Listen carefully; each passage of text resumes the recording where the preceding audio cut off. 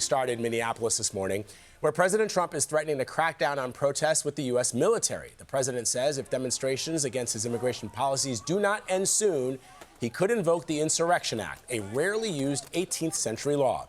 And overnight, we got new details about Renee Good's injuries, including where she was shot and what the first responders found when they arrived. Our chief correspondent, Matt Gutman, is on the front lines of the protest and the crackdown in Minneapolis this morning. Skirmishes between protesters and federal law enforcement seeming to intensify Thursday. You can see federal officials trying to control the crowd here, moving people back. There appears to be a log jam. Okay? That photographer pushed to the ground. Get back up! Back up! And federal agents pinning down this protester, appearing to shove their head into the concrete before marching them into the Whipple Federal Building. Let him go! A battleground since the surge of about 3,000 federal law enforcement into the Twin Cities over the last several weeks.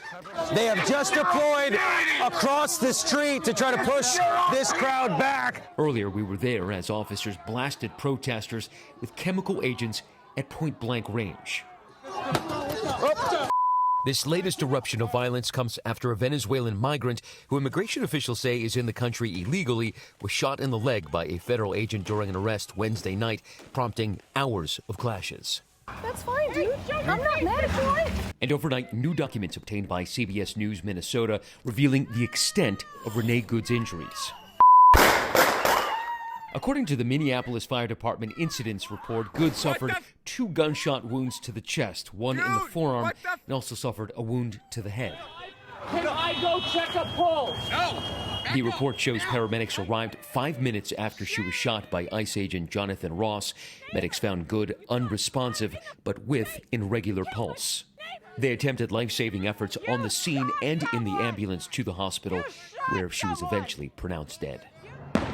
The report coming after a week of chaos here. Cameras captured vandals smashing this federal vehicle, then pulling boxes out of it. President Trump now threatening to send in the U.S. military into the Twin Cities. President Trump has said that he would invoke the Insurrection Act and that would crush the protests here. Your take? That would probably lead to more violence. We're not going to back down. I mean, that's much bull. And now, new cell phone video shared by a Minnesota state senator appears to show a new account in the aftermath of the federal officer's shooting of the Venezuelan man. A woman calling 911 and pleading for help. The Department of Homeland Security has said the suspect initially fled and that he and 2 others then allegedly used a shovel and a broom handle to attack the agent who fired in self-defense. We've learned that both that federal officer and the suspect are going to be okay.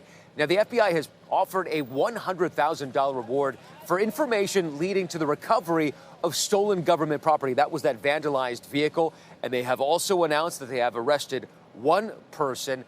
That, as we are told by organizers, to expect additional protests today and through the weekend here. Back to you. All right, Matt Gutman on the ground for us in Minneapolis. Matt, thank you very much.